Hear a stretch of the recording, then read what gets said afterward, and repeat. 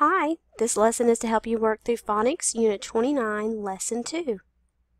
In this lesson, students will be reviewing sight words and digraphs, identifying individual sounds and words, building words, and learning about punctuation in sentences. Students will also be reading a story silently and aloud. For this lesson, you will need the lesson guide, pages 761 to pages 766. You will also need the Phonics Readers Basic, book number 8. The story for today is titled Zan and Jeb Get Rich. Students will also need their dictation notebook. You'll need index cards, your sight words box, tile kit, and whiteboard. The first activity for today's lesson is sight word fun, and this is found on page 762 in your lesson guide. For this activity, we will be practicing the words for, she, and her. You can also practice any other sight words that you have yet to master.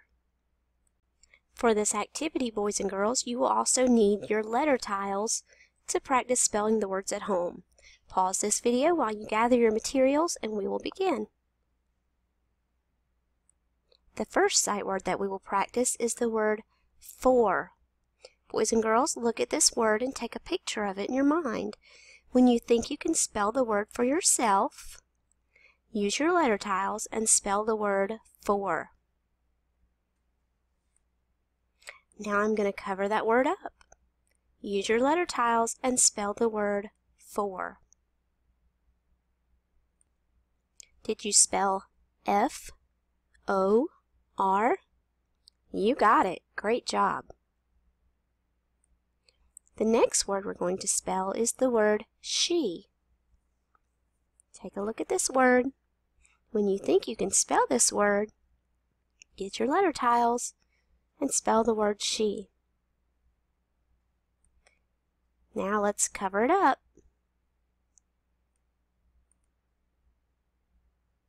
Alright, if you spelled S-H-E, you got it. Good job. Alright, the last word we're going to practice today is the word her. Take a look at the word her. Let's see how it's spelled. H-E-R. Her. Now let's cover it up. Use your letter tiles to spell the word her.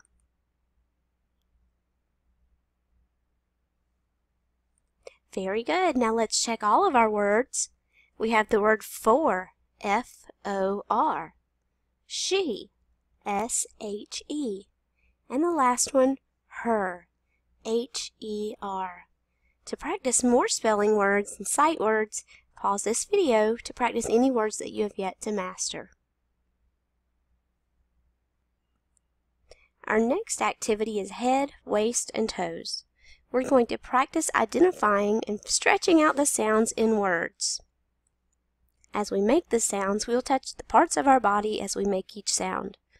First, you'll touch your head, then your waist, and next your toes. Are you ready? Let's do a word together. Let's stretch out the word shape. Shape has 3 sounds. Do the steps with me. The first sound in shape is sh. So touch your head as you make the sound sh. The middle sound is a. Touch your waist. The last sound is p. So touch your toes. Alright, let's do it again. Sh, a, p. Very good. Now it's your turn. I'm going to say more words. I want you to say the word and stretch the word out. Make sure you touch your head, your waist, and your toes as you make those sounds. Are you ready? Your first word is dish. Stretch the word out and touch your head, waist, and toes. Did you say sh? You got it.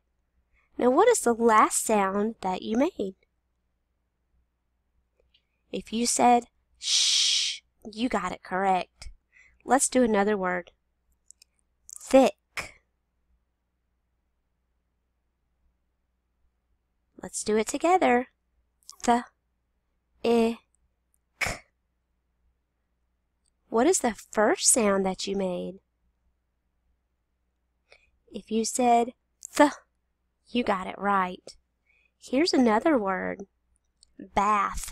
Sound it out. Let's do it together. B, a, th. What's the middle sound? The middle sound is ah. Here's another word for you to try. Chop. Did you stretch it out and touch your head, waist, and toes? Let's do it together. Ch, a, p. What's the first sound that you made? Ch. You got it. Our last word, beach. Let's do it together. B, e, ch. What is the last sound that you made? If you said ch, you got it. Great job, boys and girls. Good work.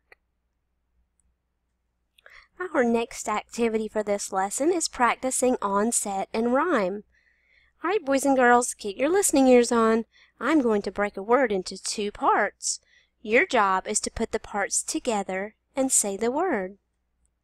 If the first part of the word is sh and the last part of the word is ut, then the whole word is sh, ut, shut. Are you ready to play? I'm going to say the word parts, and I want you to tell your learning coach what word that makes. Here's the first one. D-ash. That word is dash. Here's another one. Tell your learning coach. Th-um. If you said thumb, you got it. Here's another word. P-ath. What word does that make? If you told your learning coach path, you got it. Let's try another one. Ch-ip. Did you say chip? Good job. And one more word. F-ish. Fish. Great job. I am so proud of you. Good work. Before we move on to sentences and punctuation, let's review our digraphs and our trigraph. As I point to the letters, boys and girls, tell your learning coach the sound that it makes. CH says ch. Tell your learning coach what these letters say. WH says w. Here's another one. What sound does this make? TH says th.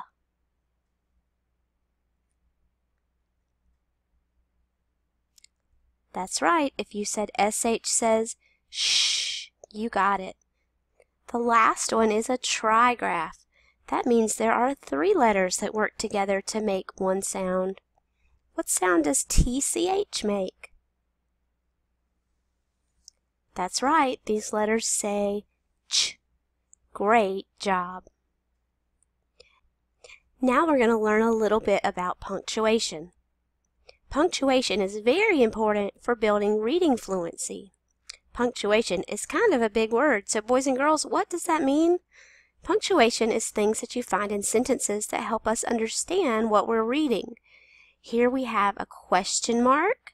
When we ask someone a question and we write a sentence that is a question, we use a question mark at the end. The green mark is an exclamation mark.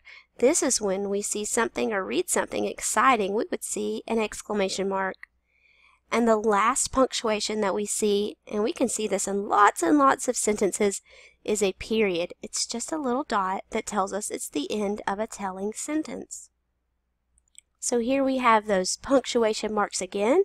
Remember, the exclamation mark is for something exciting. The period is the end of a telling sentence, and the question mark is the end of an asking sentence. Let's look at these examples and practice. The first sentence, I like to read. It starts with a capital letter because all sentences begin with a capital letter at the very beginning. The end of this sentence ends in a period, the little dot. That tells us it's the end of a telling sentence. Read the next sentence to your learning coach.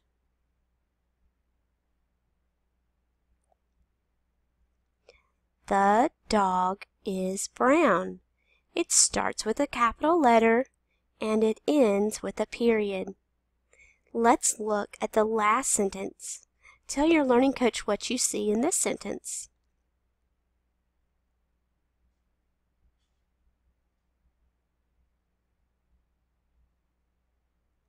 I see a capital letter at the beginning and I see a period at the end.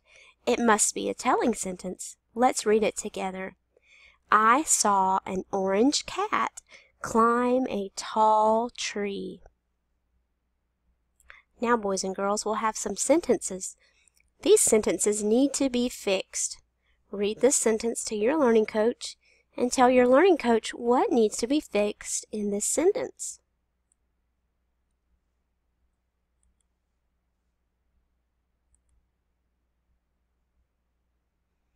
Now let's read it together. I see a snail on the leaf. Did you find what was wrong with this sentence? Look at the very first letter. That's the first thing you can check. This is a lowercase I. I's are always capital when you see them by themselves, but especially at the beginning of sentences, we also always start it with a capital letter. So let's fix it. Capital I. Here we go. Now let's look. Starts with a capital letter and it ends in a period. Great job. Here's another sentence. Let's read it together. A frog can jump high. What needs to be fixed in this sentence?